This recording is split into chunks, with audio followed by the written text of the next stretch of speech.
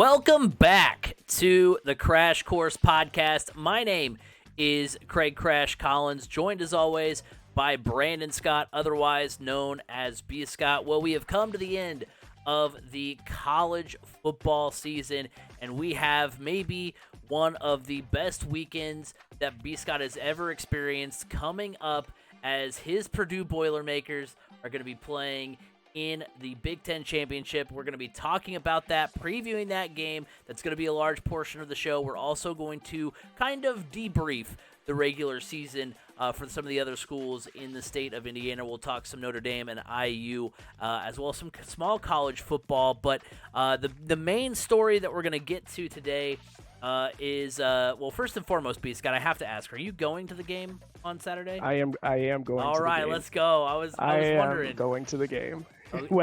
Whether I'm sitting in a Purdue section or a Michigan section, I have no idea. Whatever, I don't even know, but I don't even care.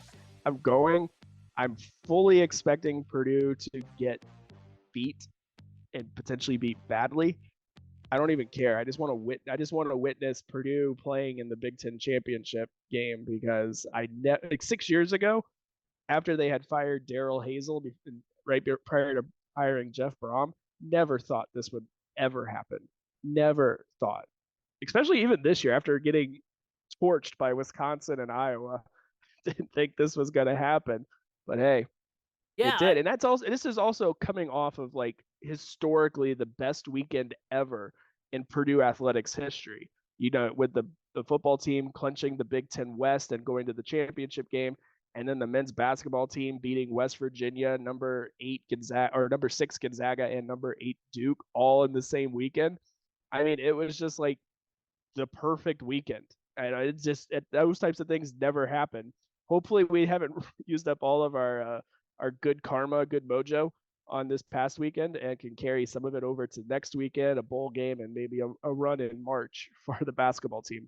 Hey, I mean, what gives me hope about this weekend for Purdue is the fact that, I was, telling my parents going into the game against IU, I was like, you watch. I was like, whenever Purdue has something at stake, that's when they lose. I was like, I thought after that first half, I was like, here we go. Yeah, here we go again. Yeah, I was like, when they have like nothing left to play for, that's when they come out and they're the Boilermakers and they beat all these teams or whatever.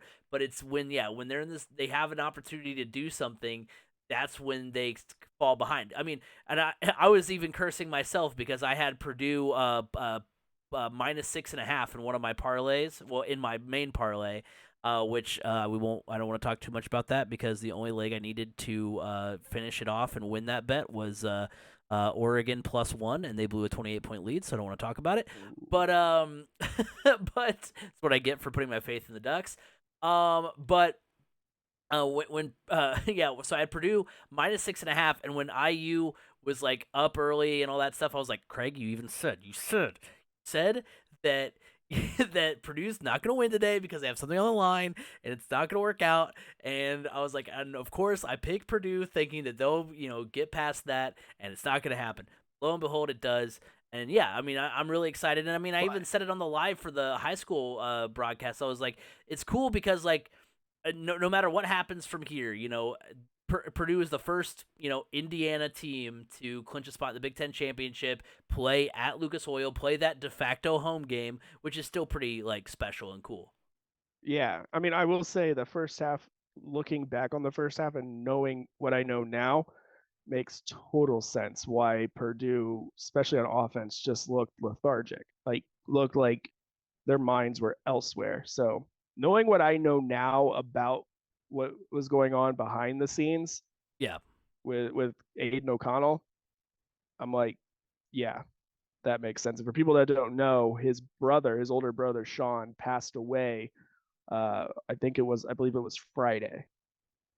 So, yeah, it made a lot of sense that things were just not clicking in that first half, and I think everybody rallied around him then in the second half, obviously.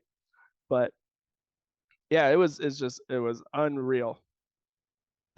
So yeah, I'm definitely going. I need to witness it and experience it. Yeah, but you're right. When Purdue has nothing really on the line, they play amazing football. And that's the thing here. Purdue has nothing to lose. That makes a team that has nothing to lose is a very dangerous team. Now, the same can be said though for Michigan. They don't really have anything to lose. They are kind of locked into the playoff at this point. I think the Maybe. worst if they lost this game and it was a close game and they lost it, they would probably fall to about 4 because you're not going to bump Ohio State in over Michigan when Ohio State just got run out of their own building by Michigan.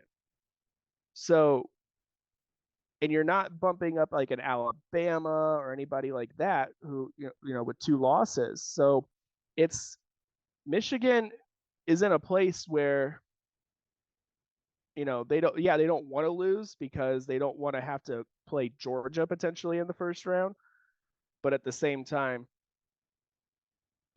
for them, it's losing isn't going to crush their season dreams You either. you have a lot more faith in the college football playoff committee than I do. I think their first opportunity to put, because their new rankings just got released And tonight Ohio State's 5. right, and Alabama's 6. So we'll see what happens. But Alabama's a 2-loss team. You're not putting a 2-loss team who lost to LSU, who lost to Texas A&M. I will say the loss to LSU does look worse now. So because I do agree with you on that. We'll get to the teams we think will be in the college football playoff here a little bit later. But first, let's go ahead and get into Purdue and Michigan. The game B. Scott will be at on Saturday. Purdue versus Michigan, Big Ten championship game. It was a lot of fun on the final weekend of the regular season. The East was decided when number 2 Ohio State hosted number 3 Michigan. Michigan wins that one in impressive fashion, 45-23 over the Buckeyes. The Wolverines outscored Ohio State 21-3 in the fourth quarter. J.J. McCarthy had 263 yards, 3 touchdowns, and 1 touchdown on the ground. Donovan Edwards had 216 yards and 2 touchdowns. And then the Wild West was finally won. It was a situation where a couple of weeks ago you could theoretically have said, well, it would be insane, but literally any team can win the West right now. Purdue got their Black Friday deal in the form of Nebraska defeating Iowa 24-17, which meant that Purdue wins and they win the bucket game and they're in. Purdue does win that bucket game 30-16. Aiden O'Connell went for 16. That's a joke. Yeah. That last touchdown was just like in garbage time. Yep. Garbage time. Technically Purdue if you take that one away, Purdue outscored IU in that second half 27-3. Yeah. That's pretty impressive. That is. Aiden O'Connell had 290 yards, 2 touchdowns. Devin Mockabee, 99 yards on the ground with a touchdown. Charlie Jones, 4 catches, 143 yards, and a touchdown. So that sets us up for Purdue and Michigan, Big Ten championship game. The first meeting between these two schools since 2017. Michigan has won the last 4 meetings. The last Purdue win versus Michigan was in November of 2009. So I was in my... It was a Joey Elliott-led team coached by Danny Hope that went into the Big House, beat Michigan. So that wasn't like they also beat Ohio State that same year. They did. It was the only time that, because then they almost beat Notre Dame earlier in the season as well, and they did not go to a bowl. They did not become bowl eligible. But I had a team. That team was led by Joey Elliott, Keith Smith at wide receiver, Ryan Kerrigan was on the line, Brandon King at corner. It was a really good team. Carson Wiggs was the kicker. So it was a really good team. So to preview this game, we're going to do kind of a special edition of Hot or Cold, a special Big Ten Championship edition of Hot or Cold. Basically, if you're new to the show, I say a take, and we discuss whether or not it's a hot take or a cold take. So, take number 1. The Purdue passing attack will outgain the Michigan rushing attack. Looking at this, Purdue has the number 2 passing attack in the Big Ten, averaging 281 yards per game. Michigan has the 4th best pass defense in the conference. One thing I think is pretty interesting is that the Boilermakers are 2-1 versus the 3 pass defenses ahead of Michigan. Now, granted, they were held to 237 yards against Illinois. They were held to 199 yards versus Minnesota and 168 yards versus Iowa, which that was their loss, which is kind of And that was also the wind was blowing like 50 miles an hour. exactly. In So that one. And then the Minnesota one, that was Devin Maccabee's coming out party. And right. he just ran roughshod over the Gophers. So you didn't really have to pass all that much that day. Right. So but basically what I'm saying is that even when they've been playing those tough pass defenses in the Big Ten, they've been able to overcome that and more times than not get the win. Ohio State, the top passing offense in the conference, had nearly 350 yards versus the Michigan defense. So it does give you some hope for what Purdue can do through the air. But ultimately, I am going to say that this is a cold take. Michigan has the top rushing offense in the Big Ten, averaging 245 yards per game. Purdue is 8th against the run in the conference. We're likely going to see Blake Corum back. He was probably... No, we're not. We're not? Okay, cool. Nope. Well, because it said he was probable on the... Yeah, but then Jim Harbaugh also came out and said he's going to need some work done. Okay. Well, regardless... He was probable against Ohio State. He tried to go, and it was not good for him. He could not go. Regardless, they did just... even if he can't go, I mean, Donovan Edwards just had a big game against Ohio State as well, so... Donovan Edwards has 2 broken thumbs. Okay, well then, whatever. I don't. I still think Michigan is going to be able to run the football well. Purdue's still going to get theirs through the air. But I think the safer bet is the Michigan rushing attack. So I'm going to say it's a cold take, and I'm going with Michigan's rushing attack to have the better game. Yeah, I agree. I think this is a cold take as well. It's going to be close, and it's not going to be like a big difference. Actually, you know what? I'm going to say this is actually going to be a hot take. I think Purdue's passing attack does outgain the rushing attack. Now, Purdue has given up some big rushers this year against, obviously against Wisconsin and then Iowa as well. But I mean, they didn't put up more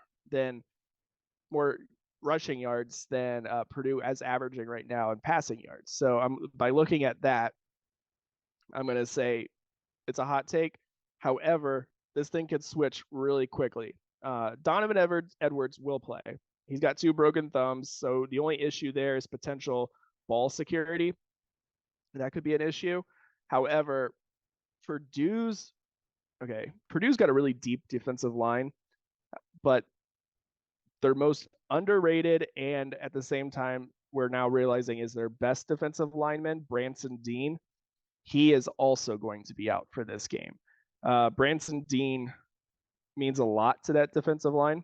So that's a huge loss for Purdue. I'm still going to say this is a hot take, though, just based off of averages. But it's not super hot. Can I say that? It's lukewarm. Lukewarm can be your take. That is 100%. I mean, look, when you look at the yardage between Michigan and Ohio State just blew Michigan out of the water when it came down to yardage. But Ohio State only had like 10 or something. I don't know. I know it's like Ohio State had a ton of yardage. They just could not score.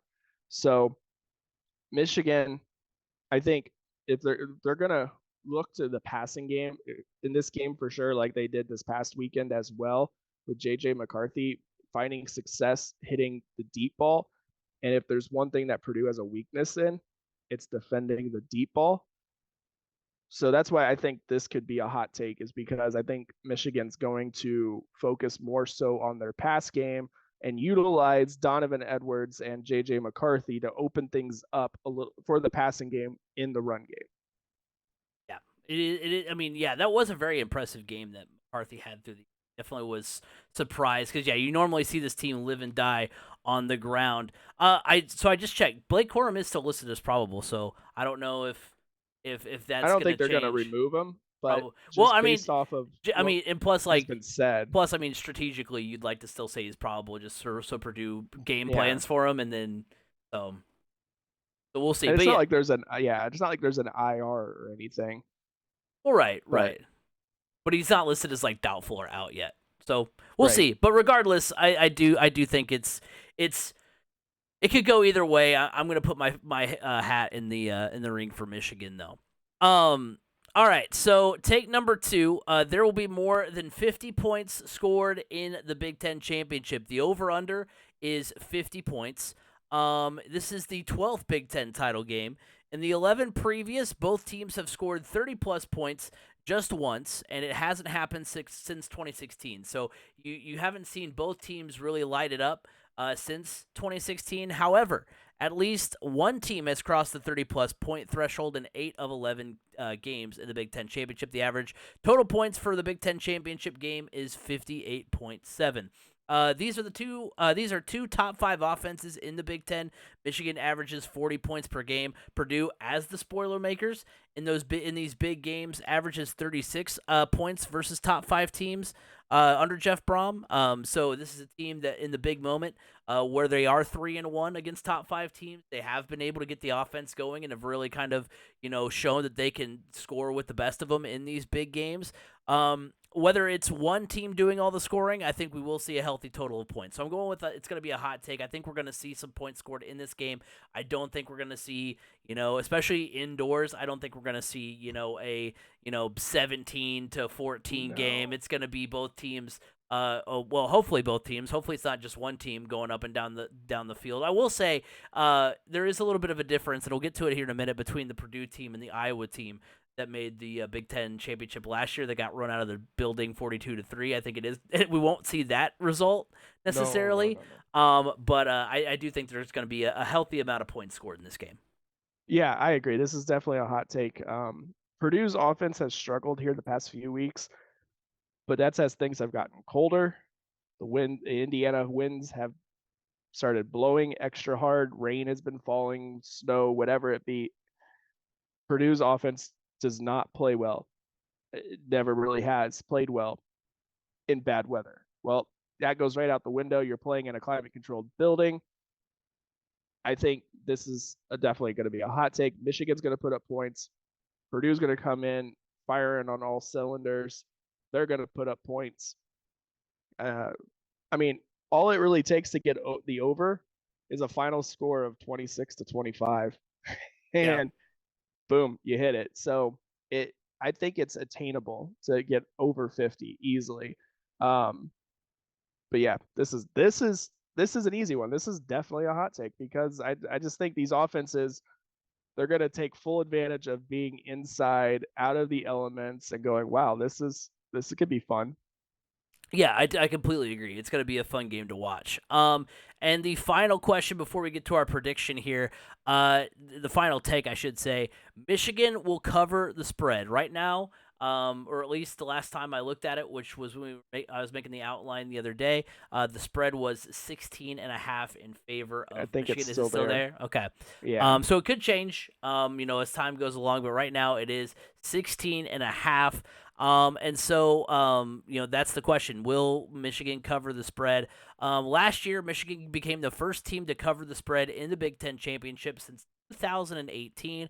The favorite has covered the spread in 5 of 11 Big Ten Championship games. One thing I thought was funny when I was looking at these numbers was the year that Ohio State won 59-0, the Cardell Jones game.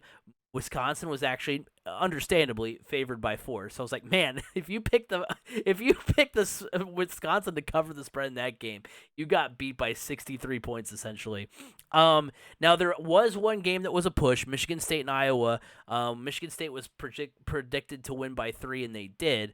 The Wolverines are 7-4-1 versus the spread this season, according to Covers.com. The 3 games they didn't cover in the Big Ten, Maryland, IU, and Illinois, are all teams that Purdue beat during the regular season. As the underdog, Purdue is 3-3 against the spread. All 3 wins were outright against the spread. Everything about what I've just rattled off to you kind of says that it's a coin flip. As far as whether or not Michigan will cover the spread. There's nothing demonstrative that's saying that, that it's going to be, oh yeah, for sure, it's going to be a 17-point Michigan win. So I'm going to have some faith and say this game is going to be closer than some may think. I'm going to say this is a cold take. I think it's, it may be 14, It may be 10, whatever it is.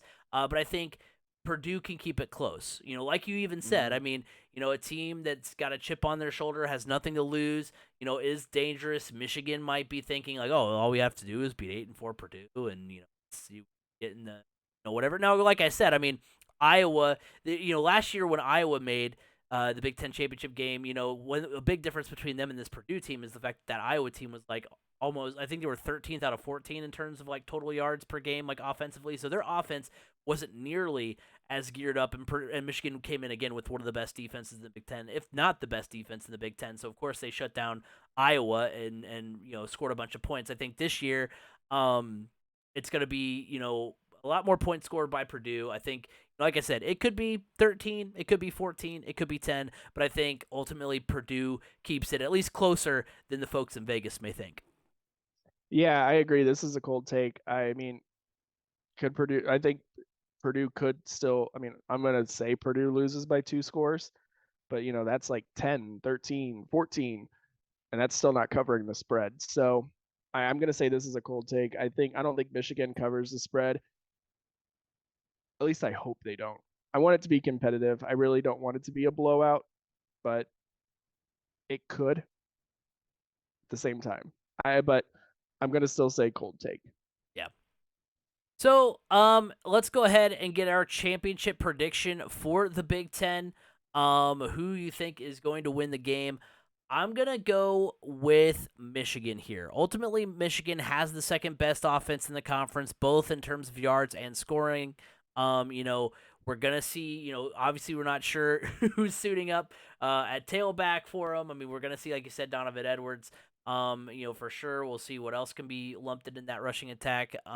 They are coming off their best game of the season offensively. I would think so. I know they scored more points in other games, but to score 45 points against Ohio State, I mean, I think you would argue that's the best game of the season for Michigan by far. So they're coming off of that performance. Defensively, Michigan is the top defense in terms of yards allowed, and their decimal place is off the top defense in terms of points allowed in the conference. Well, I think Purdue has a better offense than Iowa did last season and won't allow things to get as ugly as last season's Big Ten title game. I think ultimately Michigan does get the win here. So I've got Michigan winning the Big Ten. It's going to be closer than the experts think, as I quote Lee Corso here, but I think ultimately Michigan does get the job done. Yeah, I agree. I think Michigan wins this game. I mean, they just have their defense is good, top to bottom. Some of the areas that we saw them flex their muscle in last week is not areas we've seen them really flex this season, and mostly the deep pass.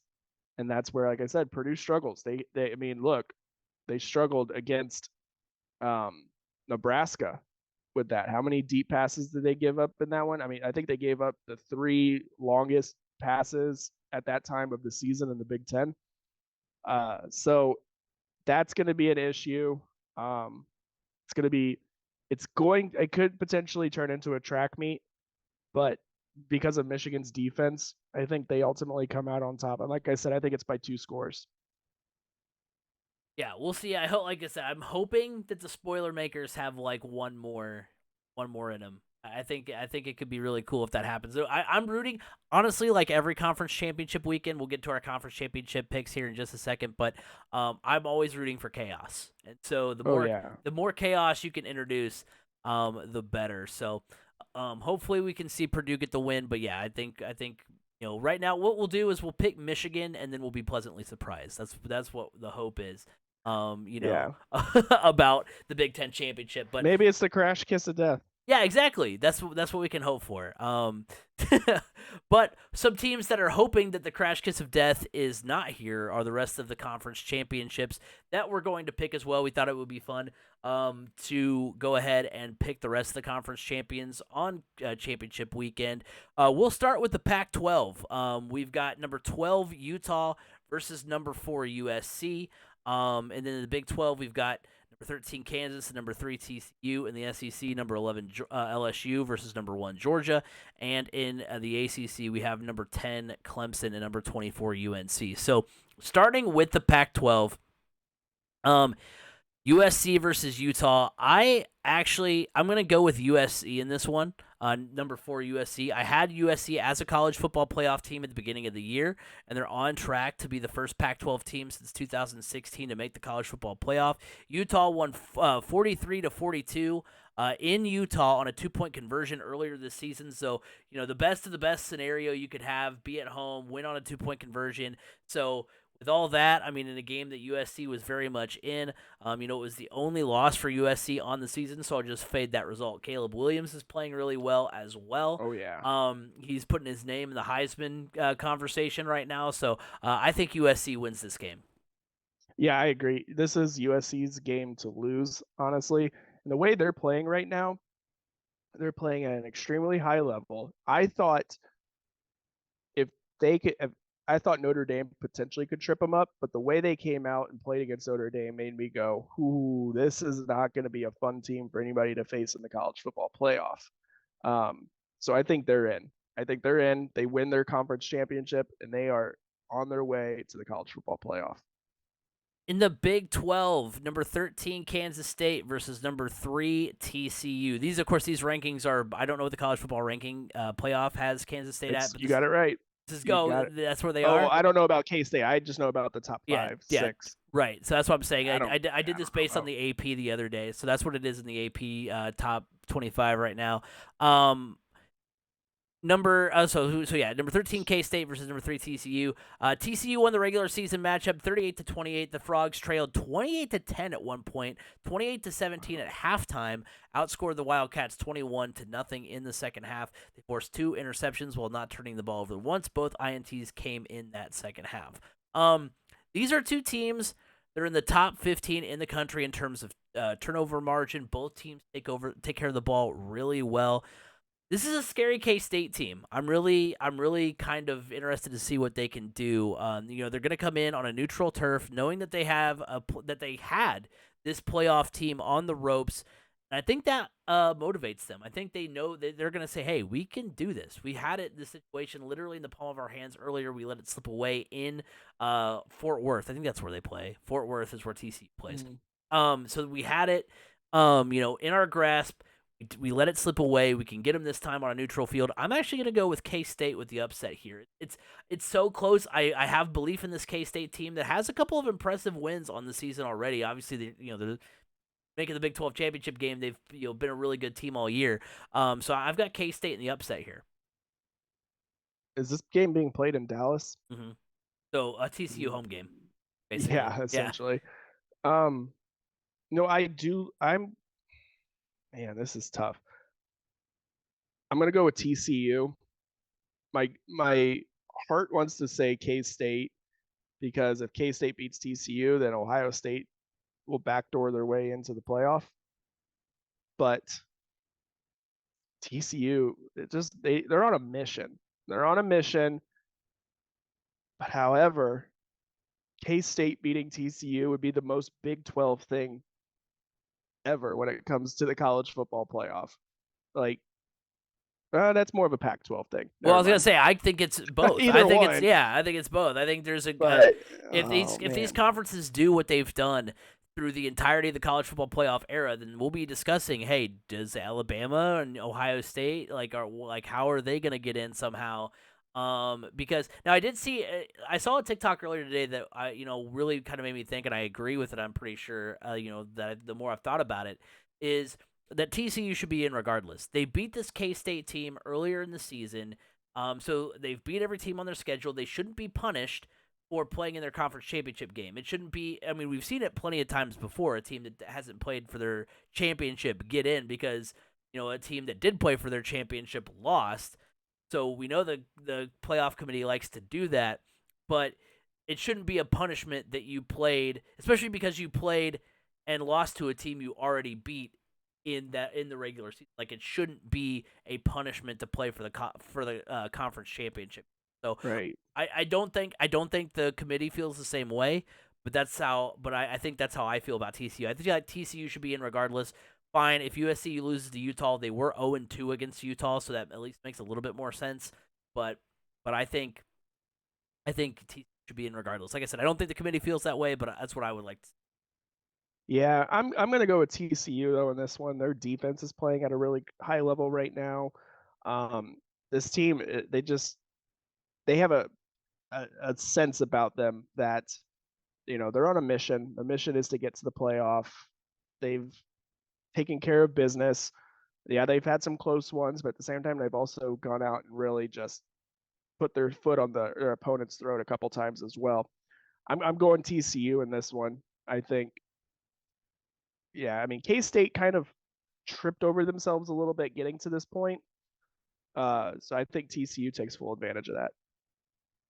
In the SEC, number 11 LSU versus number 1 Georgia. Not a lot to really talk about with this one. As much as I wanted to see chaos and wanted to see, because I figured LSU would come in if they had won against Texas A&M. I figured they were going to come in as number 4. I figured the College Football Playoff Committee was going to be like, oh, for the SEC championship game, because regardless, if LSU, if LSU had won, they'd be in. So it wouldn't matter if they were ranked number 4 because they would be in.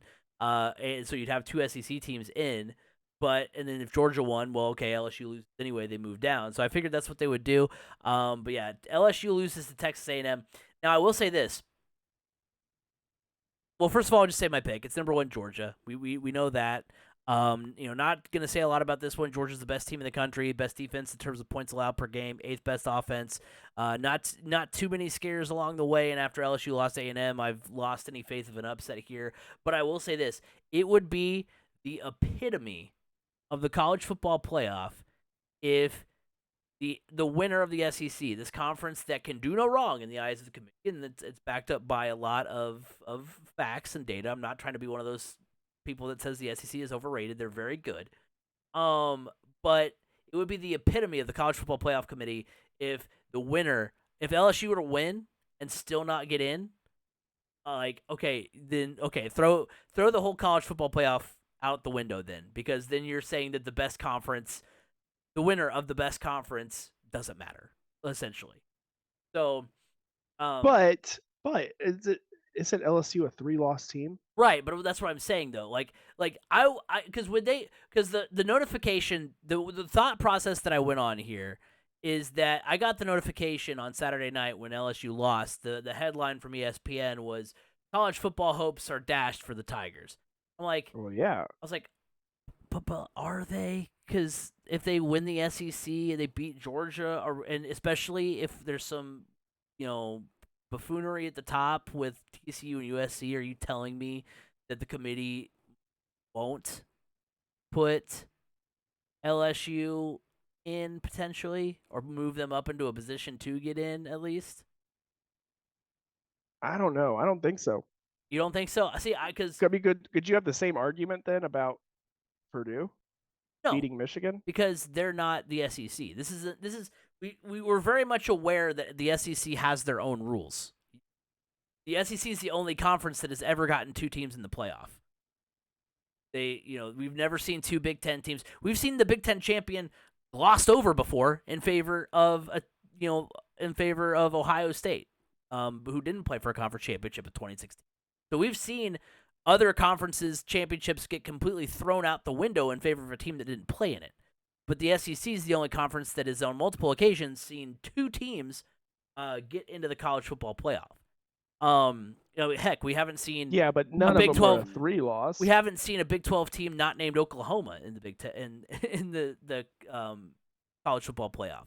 So right, and I get 3 losses, but at the same time, like I'm saying, like you're telling me the best conference that's got all that been undisputed the best conference for the last 15 years. You're telling me that the winner of that conference doesn't get in? Yeah, that's what I'm telling you. There's no way they jump LSU 7 spots. But I'm saying, with 3 losses and one of them being against a bad Texas A&M team. Right, but I'm saying, and another one, didn't they lose to Florida State early on in the season as well? Yeah, they lost to Florida State by 1. They got absolutely clobbered by Tennessee, and they lost to Texas A&M. So their losses are terrible. I'm not saying they're not. I'm not advocating that LSU should get in. I'm just saying, for one, I'm still not completely sold that they wouldn't. But I do think that it would be, like I'm saying, that it would be the epitome of the college football playoff to not put them in and say, like, to say this conference is the best and no one else even compares, but then not put the champion of that conference in would be the epitome of the college football playoff. Yeah, I mean, I don't see it happening though. Yeah, I mean, it probably won't, but I'm just Like, let's just be honest, the SEC is getting in regardless right. But that's what I'm saying. Wouldn't it of that be the outcome. right? It's going to be Georgia. Georgia's in. Hell, in my mind, there's a scenario where Georgia loses, TCU or USC loses, or both. Like if there is a chance here that even if Georgia loses, you could see Georgia and Alabama both in the college football playoff. There is a chance. If Georgia, Neither of which won the SEC. This is the scenario that would be the worst case scenario for the playoff committee. TCU loses, USC loses, Georgia and Michigan win. Okay, fine. Who do you put at 3 and 4? I think you're going to see Michigan, Ohio State. I think you're going to see And Alabama. I meant Alabama and Ohio State. I think you put you put Michigan I can't talk. You're putting Alabama Georgia at 4. 1. Yeah, Alabama at 4.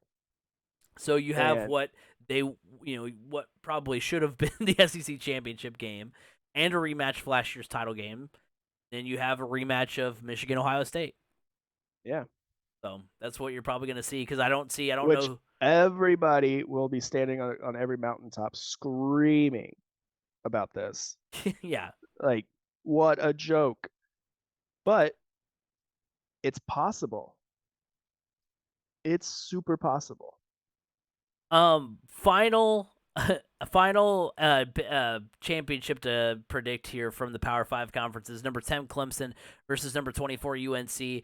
I'm going to go with number 10 Clemson here. You do have two of the top 5 offenses in the SEC in this game, or in the ACC in this game as far as yards per game are concerned. You have 2 of the top 4 in terms of points per game. Clemson is top 5 defensively in terms of points allowed per game and yards allowed per game, while UNC is dead last. So you do have a really good offense in Clemson against a really bad defense in UNC.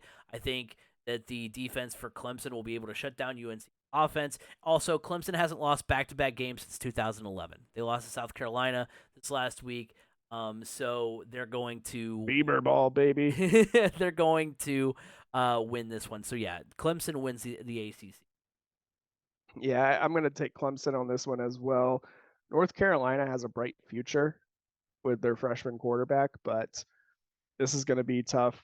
Clemson's got something to prove. They're a little angry about getting themselves out of the playoff picture with a loss to South Carolina.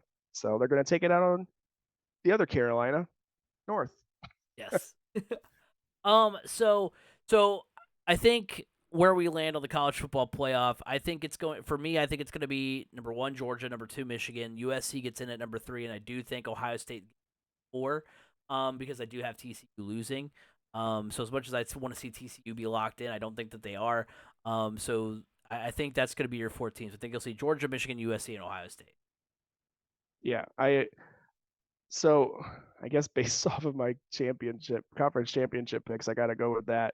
Going Georgia, Michigan, TCU, USC. Yeah. But I could see USC and TCU flip-flopping. Yeah. Yeah, I like it really matters. Like, it really matters. I mean, it does in terms of, because I will say this. I like TCU/USC against Michigan more than I like them against Georgia. Yeah. So you're basically, because I think USC Georgia might be one so I think that the committee, going for TV ratings, going for what's going to be the more sexy championship matchup would be like, okay, which team are we okay with upsetting Michigan? Because we don't think TCU or USC can beat Georgia, which I don't think so either. So who is going to be the extra matchup, and I agree. They'd be like, okay, regardless if Michigan wins or USC wins, we like both of those teams because either it's 1 versus 2 or it's LA versus Georgia. It's the pretty boy Californians Well, it against also has the to do SEC. with the markets.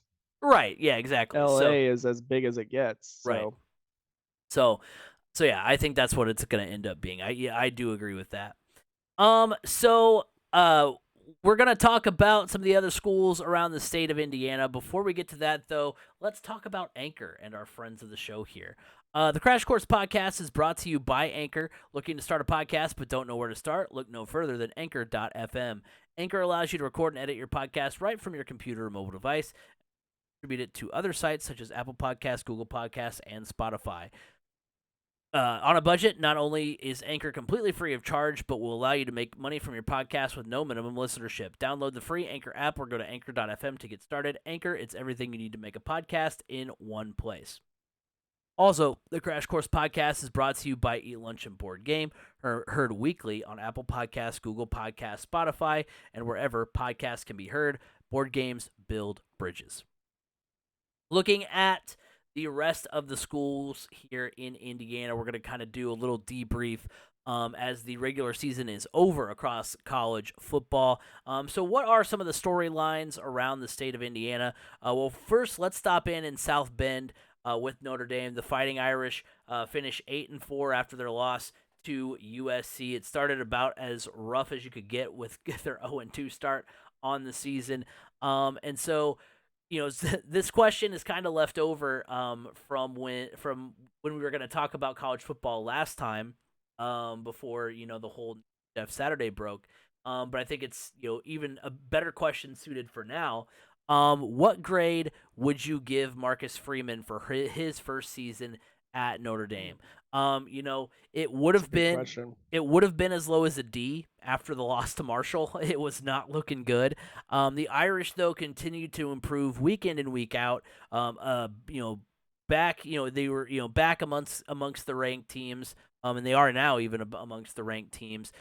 People do forget Brian Kelly was 8-5 in his first two in South Bend, so it wasn't all sunshines and rainbows. Charlie Weiss was 9-3. Tyrone Willingham was 10-3. You'd have to go back to the 1960s to find a Notre Dame coach with fewer than 3 losses in their first season. So not even like Lou Holtz was super awesome through his first few seasons here. So I mean, when we would have talked about this, like I said a couple of weeks ago, they were in the New Year's Six Bowl hunt. I don't think that they're mentioned for that anymore. I've seen Gator Bowl. I've seen a couple other bowl games. So no super prestigious bowl this year. Not a New Year's Six bowl, but had they beat USC, it would have been a B plus, bordering on an A. A and above would have been college football playoff contention. But I think all around, all things considered, and also factoring in the win over Clemson and how crazy that win was. I mean, they absolutely dominated Clemson. I would say it was a solid first season with Marcus Freeman at the helm. I'll give him a B. I think it was a solid season. I'm impressed with where they can go. I think he's the right fit. I think they are going to continue to improve. So yeah, I think Marcus Freeman earns a B for his first year in South Bend.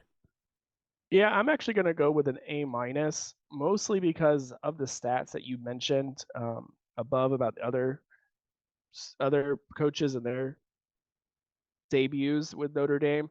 The reason I think people were so harsh and came down so hard on Marcus Freeman was because of the hype surrounding Notre Dame with his hire and how it became like a rock star type hire, and recruits were all about playing for Marcus Freeman. You got to realize, though, yeah, you can bring in a lot of freshmen, good freshmen, but they're still freshmen. And this is his first head coaching gig. There's a lot of things that they overlooked. And then when those growing pains emerged, they were like, oh, no, this is unacceptable. This is totally unacceptable. This is not what we were promised. It's like, no, nobody promised you anything. It was just Notre Dame took a different approach to their persona. It became a rock star brand again. Like people were talking about it highly. People wanted to be there. They want to play there. And there was all this momentum. However, there was still going to be those growing pains, and they didn't expect that to happen. So I'm giving him an A minus because he could have lost control of this team and this program quickly, and the boosters could have turned on him quickly after that loss to Marshall.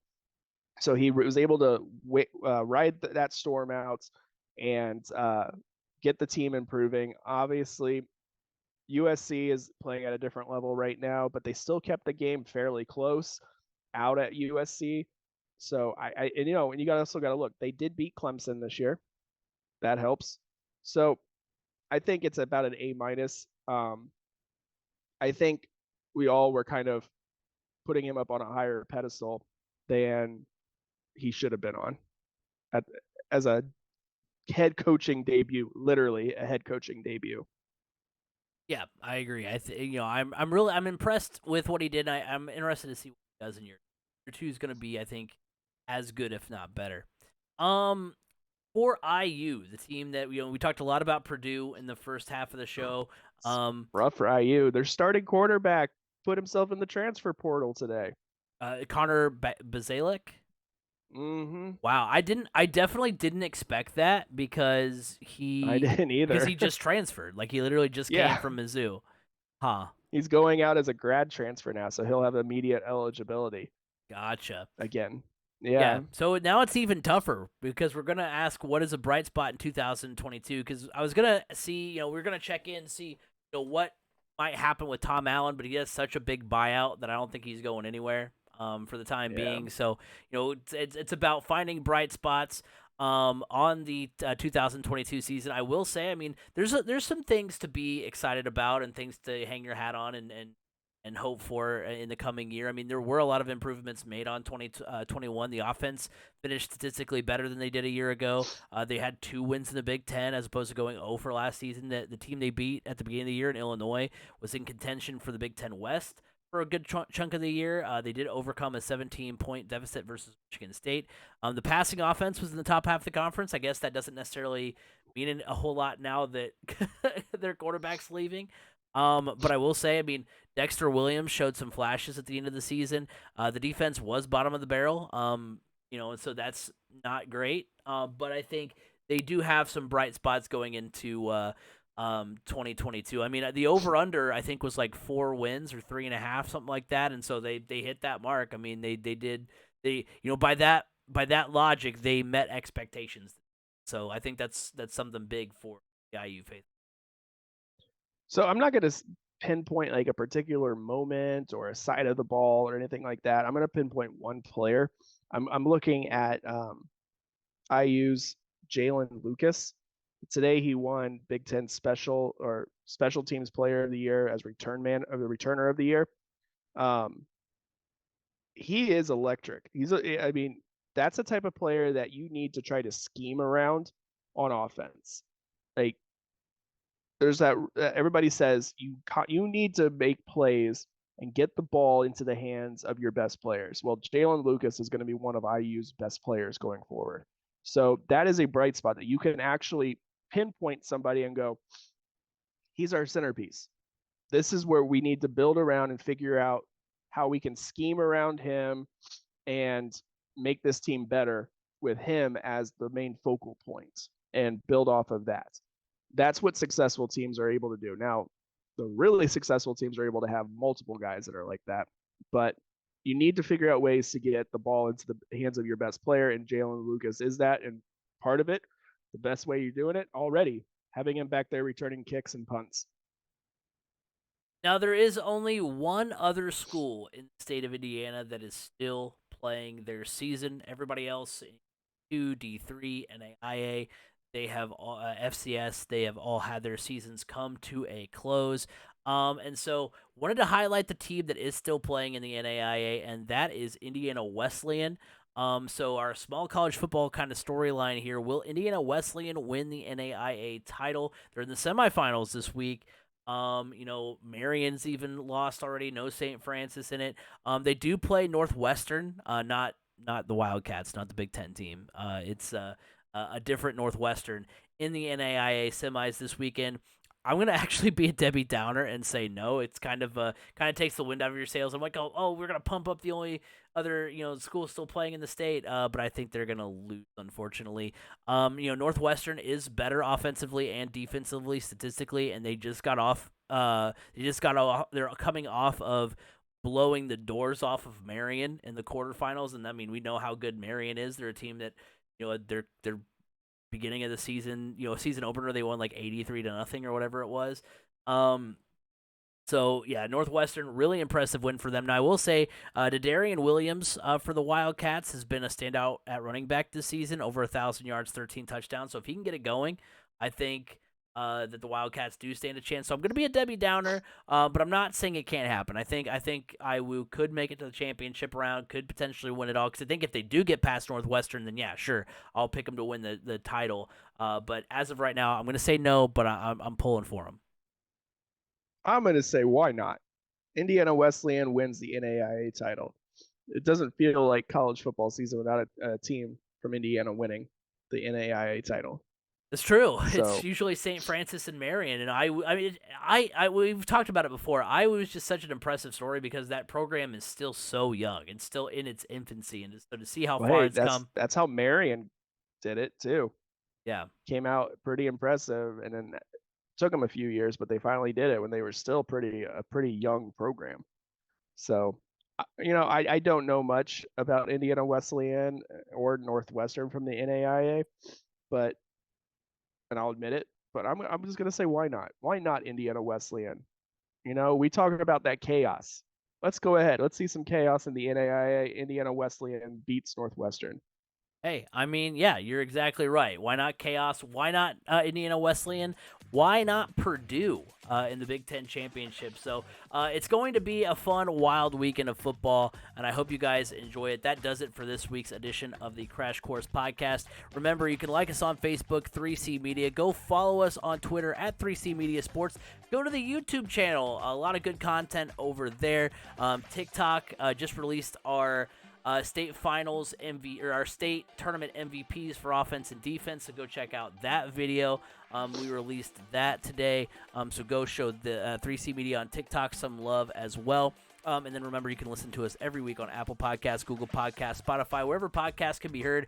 You can hear the Crash Course Podcast. You can find me at Crash Course FM on Twitter. B. Scott, where can they find you? You can find me on Twitter at Brandon_Scott87. Next week, we will be unveiling our all 3C Media team football from the state of Indiana this year. We're our final one. We've had a couple ones, but these are our final entries. So we'll be talking about the best high school football players in the state next week. But until then, have a good week, everybody.